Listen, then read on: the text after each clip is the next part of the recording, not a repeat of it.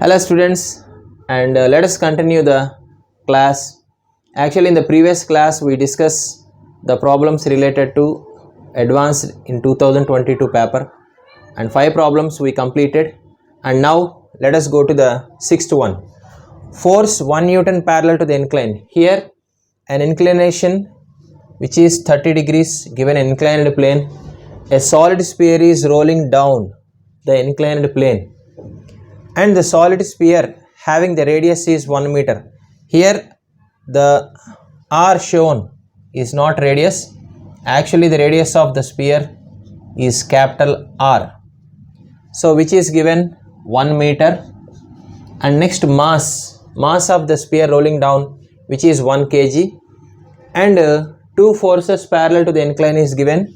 This is 1 Newton force and this is also 1 Newton force. These two forces are equal forces acting on the incline, so that we need to calculate the acceleration of the sphere down the plane. So on the inclined plane the sphere is rolling down. With how much acceleration it is moving downwards, that's what we calculated. We need to calculate it in this problem. So let us imagine how many torques acting on the solid sphere in this case. So how many torques acting on it?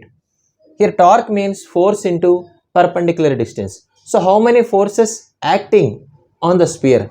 Let us discuss one force which is perpendicularly, that is mg. We know a gravitational force mg which is acting perpendicularly in downward direction. So the component of gravitational force, this is the component of gravitational force which is mg sine 30, because angle of inclination is given 30 degrees. So the component of forces are acting mg cos 30 perpendicular to the incline, mg sine 30 is along the inclination. So mg sine 30 is the force, a component of the force which is acting parallel to the incline, and the force will try to move the sphere rolling downwards. And with respect to this force, what is the torque? That is torque tau 1. Let us suppose the tau 1 is the torque with respect to the force mg sine 30. So we know the relation for the torque, force into perpendicular distance. Here the force is mg sine 30 and perpendicular distance. Here the perpendicular with respect to contact point, we need to calculate the acceleration, so that perpendicular distance is nothing but r. R is the radius of the sphere. So perpendicular distance is r. This is torque 1. So mg sine 30, mass is 1, g is 10, sine 30 is 1 by 2, and this is 1. So finally 5 Newton meter is the torque created due to one force, that is the component of weight, and that is one torque. And this torque is acting in which direction? This torque is actually clockwise torque, because the force acting downward direction, the clockwise torque acting on the sphere, so that the body rolling down. So the torque which is directed inwards, this torque direction is inwards, inward torque. Okay, so this is one torque. Let us go to find out the next torque, tau 2. So tau 2 is the torque due to the forces acting on the sphere. Here the two parallel forces acting on the sphere at a distance of 2r. 2r means here a small r. From the center to the point of action of force, the distance is given as small r, and the smaller value is 0.5 is given in the problem. Here 0.5 is given in the problem, the value of small r. Okay, so with respect to the force acting at a point, at different points on the sphere, what is the torque created? So torque tau 2 is the force, the two parallel forces, that is each force is 1 Newton, and the two forces are placed at a distance. Here r plus r, 2r, that is 2 into small r. Actually smaller value is 0.5 meters given in the problem. So 2 into 0.5 is nothing but 1 meter. So finally 1 Newton meter is the torque created by the two parallel forces on the solid sphere. Okay, and in which direction the torque? Actually, if you see the 1 Newton force which is anti-clockwise direction, here 1 Newton force. So these two forces are created anti-clockwise direction, the torque, and the torque direction is outwards. So these two forces will try to move the sphere in anti-clockwise direction. So the torque acting on the sphere with respect to the two parallel forces is outwards. So that 1 Newton meter is the torque acting which is outwards.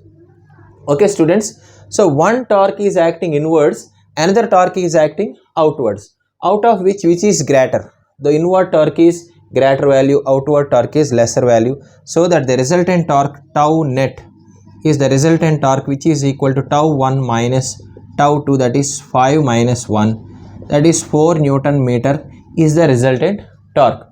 And we know the resultant torque is nothing but I alpha. So torque tau is equal to, we know, I into alpha. So I is the moment of inertia of the solid sphere with respect to the contact point. Actually, with respect to the center of the sphere, we know the moment of inertia is 2 by 5 mr square. But with respect to the contact point, the distance is again capital R from the center to the contact point. So we apply the parallel axis theorem. According to the parallel axis theorem, I is equal to Ig plus mr square. Ig is 2 by 5 mr square plus mr square. So that is 7 by 5 mr square is the moment of inertia with respect to the sphere rolling down with respect to the contact point. And alpha. Here our aim is to calculate the value of alpha. Actually, I into alpha, that is 7 by 5 mr square into alpha. Already we calculated the net torque is equal to 4. So which is equal to 4. So 7 by 5 mr square into alpha is equal to 4. 7 by 5 m value. Actually mass of the solid sphere is 1. R radius of the solid sphere is 1. So that into alpha is equal to 4. So we get the value of alpha is equal to 20 by 7. So this is 20 by 7 radians per meter square. This is angular acceleration. And we are going to calculate the acceleration of the sphere downing the plane. Actually, linear acceleration, that is acceleration of center of mass, is equal to r alpha. We know the relation between the angular acceleration and the linear acceleration. Acceleration of center of mass, which is equal to r alpha. R is 1, alpha is 20 by 7. So acceleration of center of mass, finally we get 20 by 7 meter per second square, that is equal to 2.86 meter per second square. Okay, this is the problem. It is not that much difficult. If you think, it is a very easy one. Okay, let us go to the 7th problem.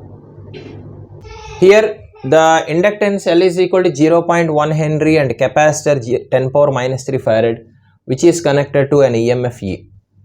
And area of the circuit is given, that is A is equal to 1 meter square placed in a constant magnetic field of B naught, and which is placed in B naught magnetic field perpendicular to the plane of the circuit. At the time t is equal to 0, B starts increasing, B is equal to B naught plus beta t. Actually magnetic field starts increasing, initial value is B naught, and which is increasing with respect to time, it's by a factor beta. So beta value is 0.04. Okay, then what is the current maximum in the circuit? That is the question asked in the given problem. And next, first of all, we calculate what is the value of E. E is nothing but EMF. We know EMF E is equal to magnitude of EMF is equal to d phi by dt. So the magnitude of EMF is equal to d phi by dt, that is d by dt of phi. So d phi by dt, phi is equal to B into A. We know that is phi is equal to BA. So that is A into dB by dt. A is the area and dB by dt is the rate of change of magnetic field. So A into dB by dt, that is d by dt of B means beta B naught plus beta t. So finally that is beta into A. We get beta into A, that is EMF. So EMF is equal to beta into A. Beta value is given 0.04 into area of the circuit is given 1 meter square. So that 0.04 volts, that is EMF. 0.04 volts EMF is connected to the inductor and capacitor circuits.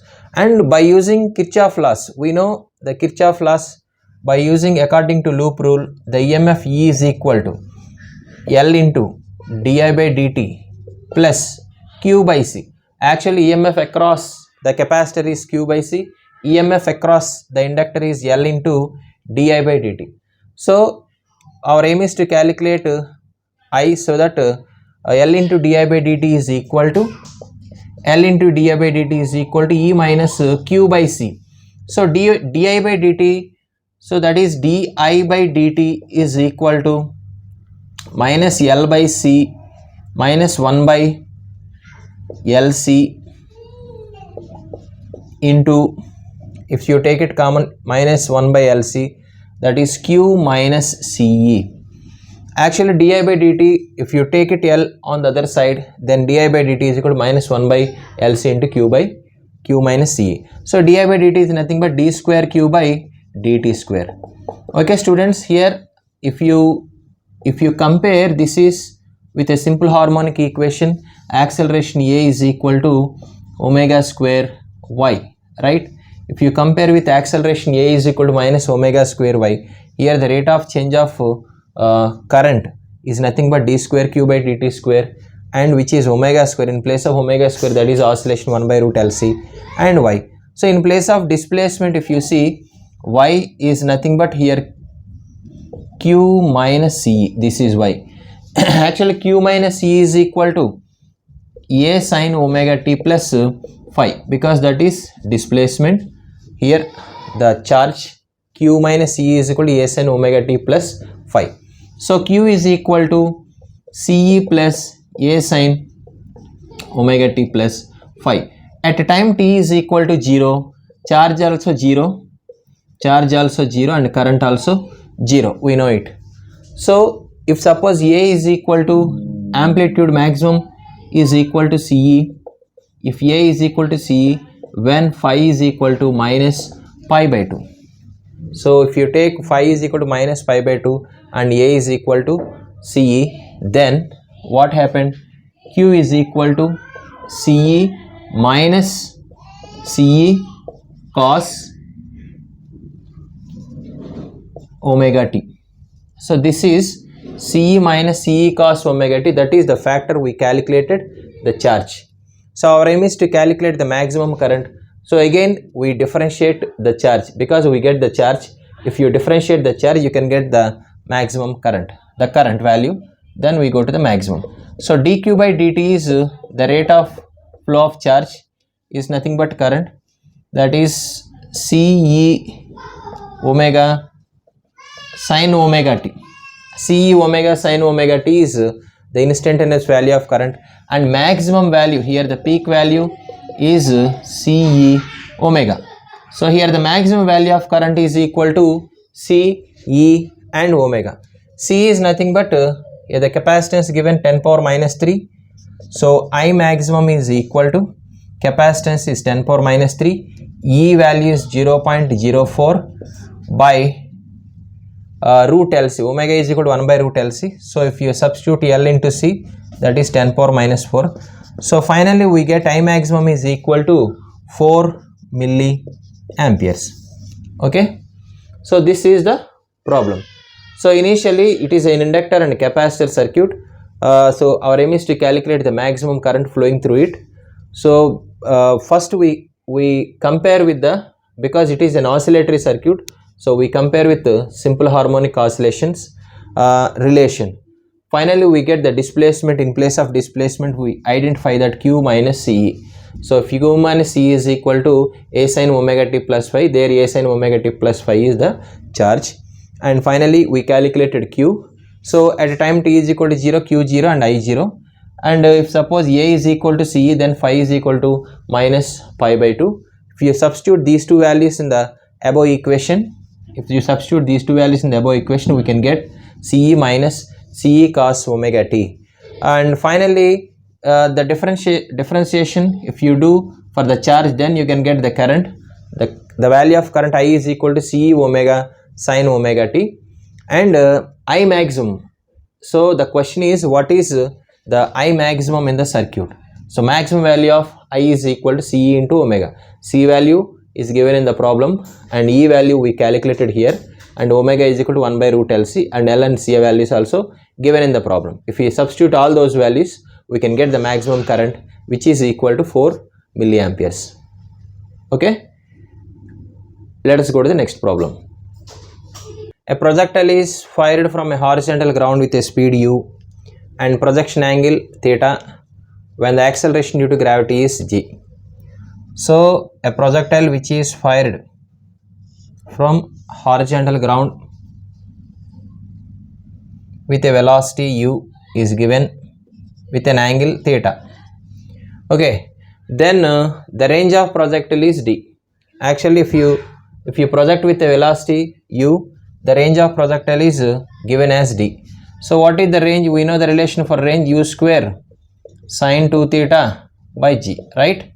This is the range. Actually, range reached by the projectile is u square sine 2 theta by g. And then if at the highest point in its trajectory the projectile enters a different region. See, this is the crucial point here, highest point in its trajectory. Suppose if the body projected in this way and finally if it is going to reach in this path, but at the highest point what happened? At the highest point when the projectile is reached, then the projectile enters a different region. Actually, acceleration due to gravity value changes. So g value changes by g by 0.81 after when it crosses the maximum height. Then new range is d dash is equal to nd. Then new range is changed, that is d dash is equal to n into d. What is the value of n? Okay students, so how much distance it will go after, suppose here this is a different region, the g value is changed here, and finally it changes, it reaches some other position.